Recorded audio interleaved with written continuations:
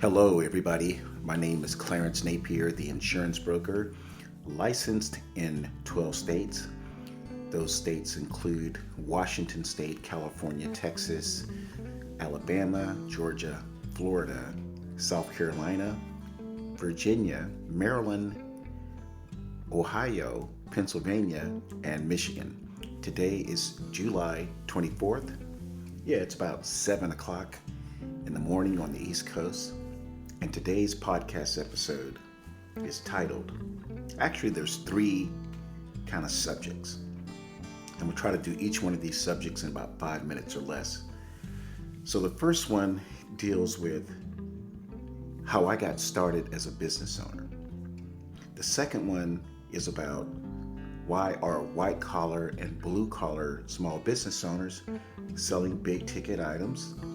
Why are they reluctant, apprehensive, or downright scared to personally promote their products? And then the third subject is, what is the origin of the pushy salesperson? So let's begin. So in the mid-90s, I was a corporate executive doing my thing, and I got approached by one of these multi-level marketing folks. And the guy was a professional piano player out of Walnut Creek, California, which is about 30 miles east of San Francisco. And I was at a meeting in Walnut Creek, just finished an employer meeting. I was an account manager at a Fortune 500 company selling health insurance to companies, to their employees. And this guy, he's a piano teacher. He was an Italian guy, so he had a pretty strong Italian accent. And he asked me, he goes, "Clarence, are you open to other ways of making money?" And no one had ever asked me that question before. I'm talking about, not in the military, serving 12 years as a SATCOM specialist, satellite communication specialist. Spent some time working in the personnel office prior to serving in a combat unit as a SATCOM specialist. Went to Cal Berkeley, studied economics, business, loved statistics.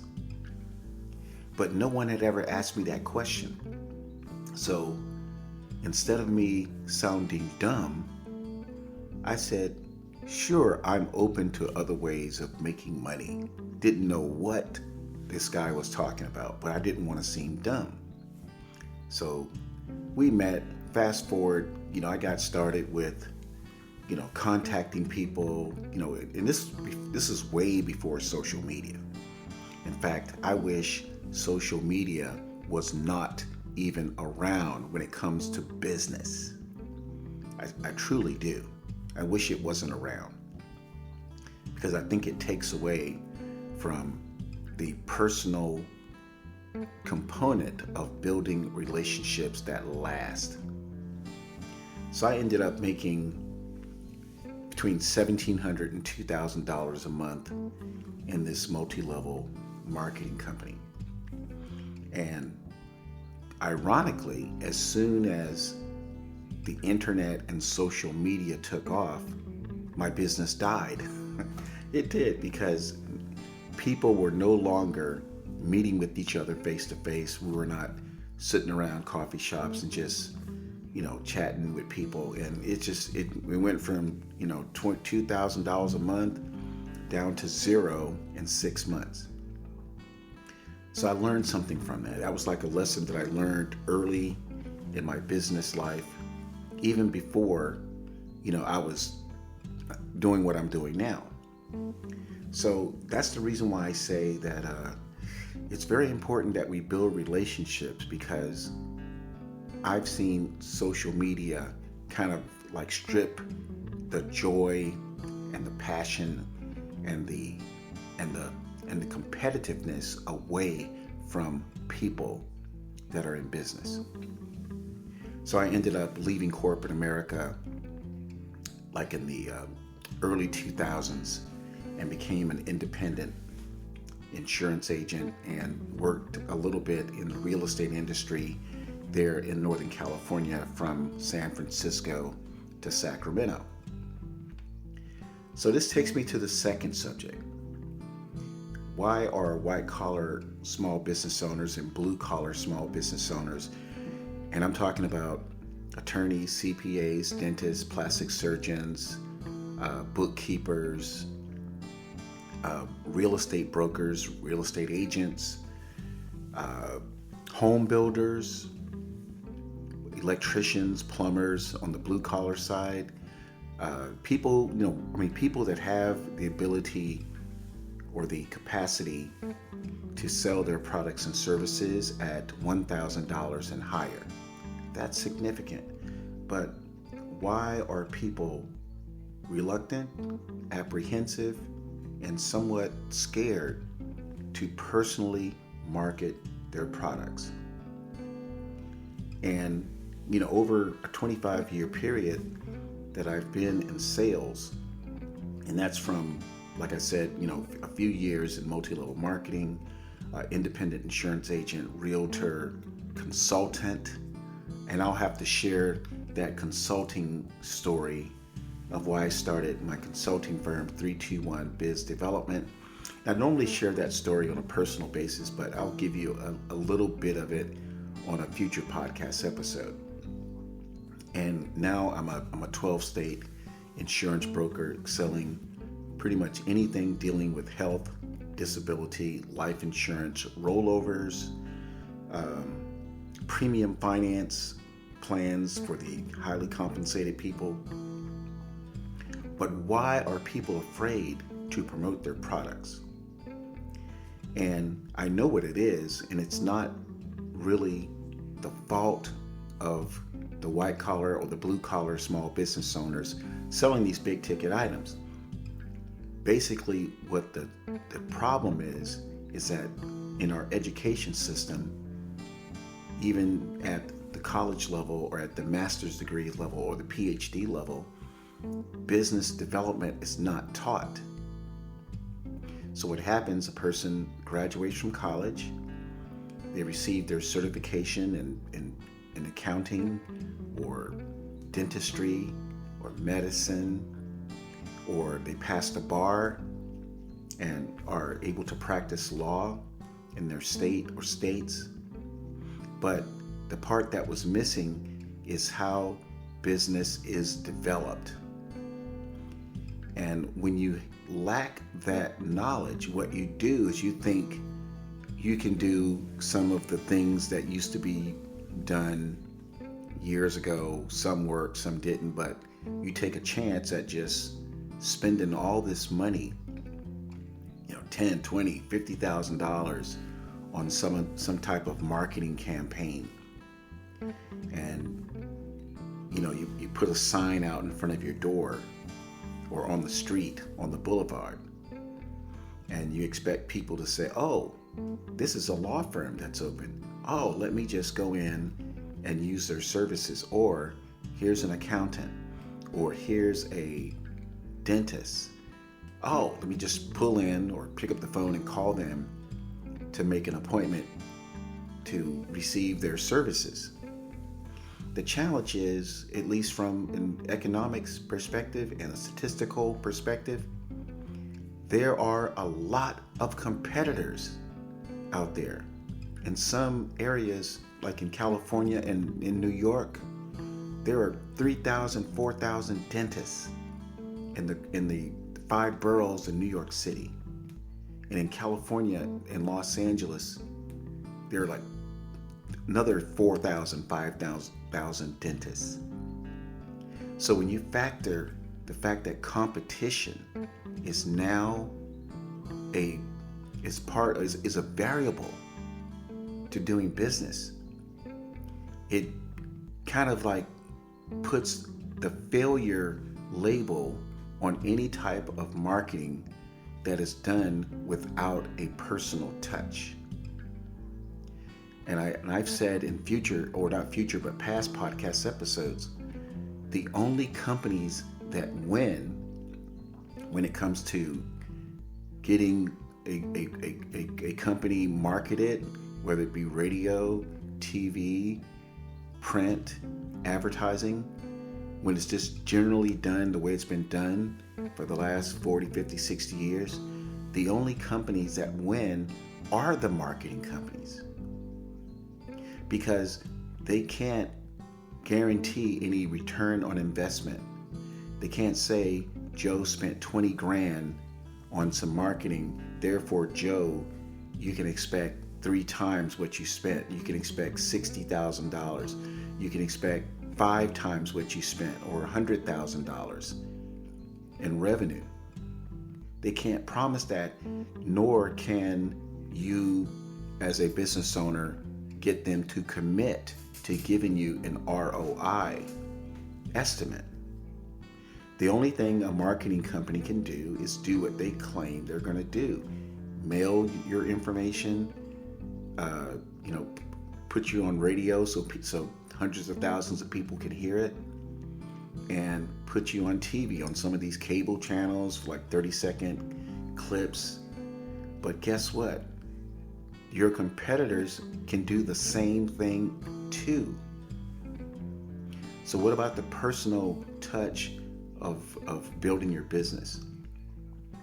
That's what I kind of was born into as a young salesperson. The personal touch angle will always be more powerful than, the print, digital, radio, TV advertising. And I'd like to go as far as to say that the personal touch angle will be more powerful than AI. Now, I'm a person that works kind of like part-time in technology. I help my Silicon Valley friend who's a CEO of a tech firm in San Jose. I go out and market and meet with people about tech solutions. That's what I do right now. That's part of when I moved to Atlanta, one of my San Jose friends who's a client, an insurance client, he said, "Hey, I'm coming out to Atlanta for a tech expo, and just come out and hang out with us for a few days." So I did, and got to see more about what he's doing. And interestingly, this is a very interesting story.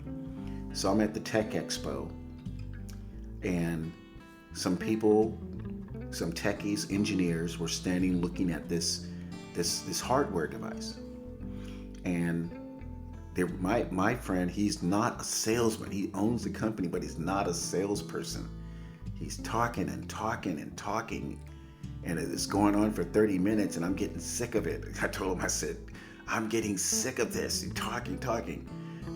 And I said to the people standing there, I said, "Why don't we just make an appointment to ask you some questions and to see if this particular hardware item will help you with your final process?" And as a matter of fact, they are an AI chip manufacturer located in 3 different places in the United States: San Jose, Texas, and Georgia.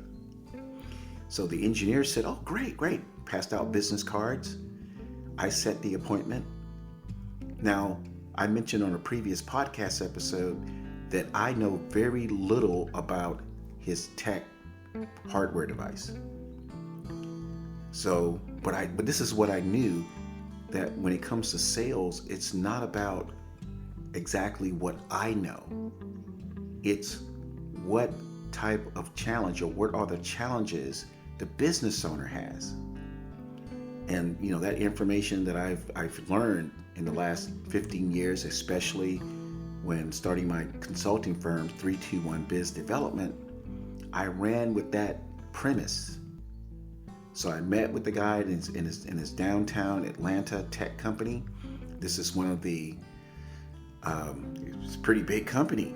He said, but he had a problem. So for 10 minutes, I'd say 12-minute max, I was able to get the engineer to commit to sending a NDA, non-disclosure agreement, so that we can begin to study a possible solution. And I'm happy to say that the tech company in San Jose has that solution, found it, and we wrapped it up last week. Now, the tech solution or the hardware solution was $500,000. And I was able to get the appointment. I was able to meet with the decision maker and then turn the actual project back to the techies in San Jose, because that's what they do best. They are the taskmasters. I don't know about how that stuff works, all these chips and handlers and boards and flipping things upside down and taking a camera and looking at and taking a picture of the pins and being concerned about the heat and having this production being done at negative 30 degrees Fahrenheit, so the heat can't mess up things. I don't know anything about that, but I was able to close the deal based on the things that I know best, which is how to communicate and listen and listen to the prospect. So the last subject I have is, what is the origin of the pushy salesperson? Okay, so a pushy salesperson, in short, so I can wrap up this episode, what that means is that the pushy salesperson, and it's like a couple of things, there's several things, but I'll just do two so that I won't make this podcast episode super long. The first thing is salespeople are pushy because they may not have other appointments.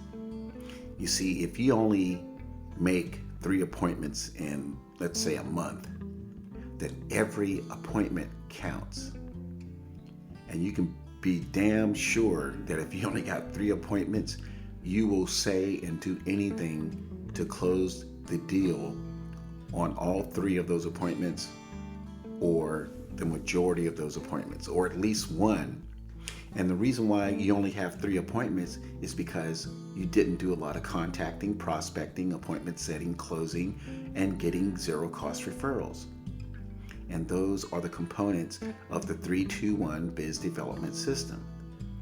So if you didn't do any contacting, and then out of the blue, let's say by luck, happenstance, or whatever, 3 people want to see your product or service, and that's all you have, then you best believe you will be pushy as hell to try to close that deal, because there's no way that you're going to walk away knowing that you have no other appointments.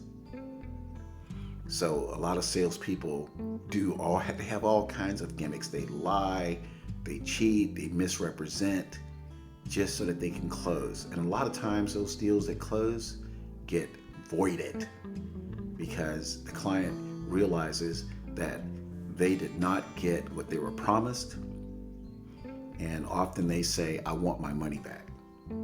And that just damages the reputation of the company.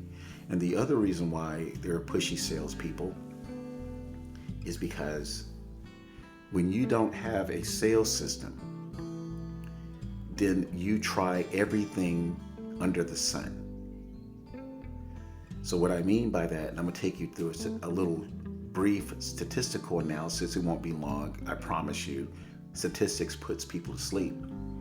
But let's say every time you go out, you try something new to close the deal. Let's say you try, just to keep it simple, you've tried 3 different ways to close a sale, and you don't stick with one for a long time.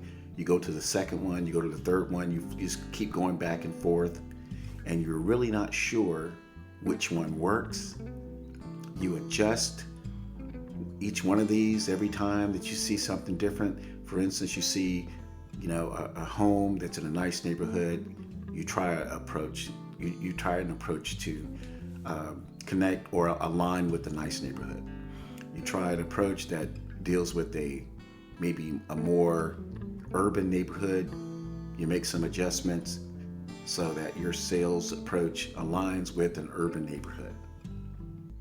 You do all these nice car, nice home, great zip code.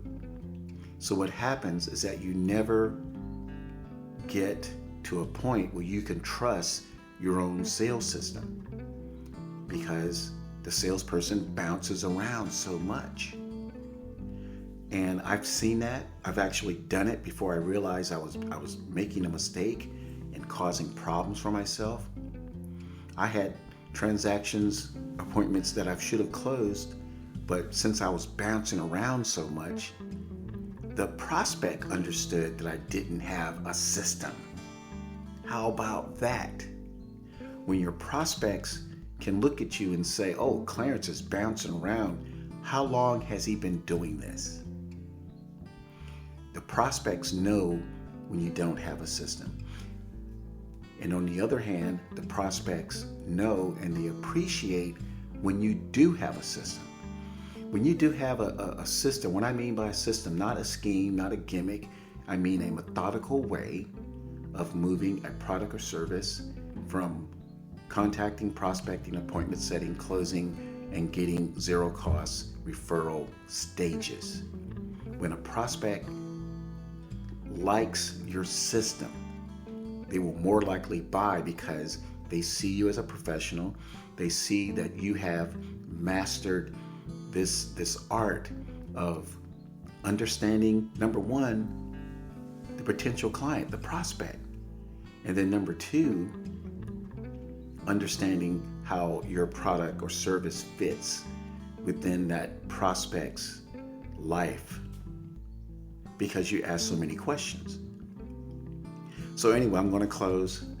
This has been a 22-minute podcast episode. My name is Clarence Napier. Phone number 866-901-9876, 866-901-9876. Email address clarence@insforsure.com. Take care and have a fantastic day.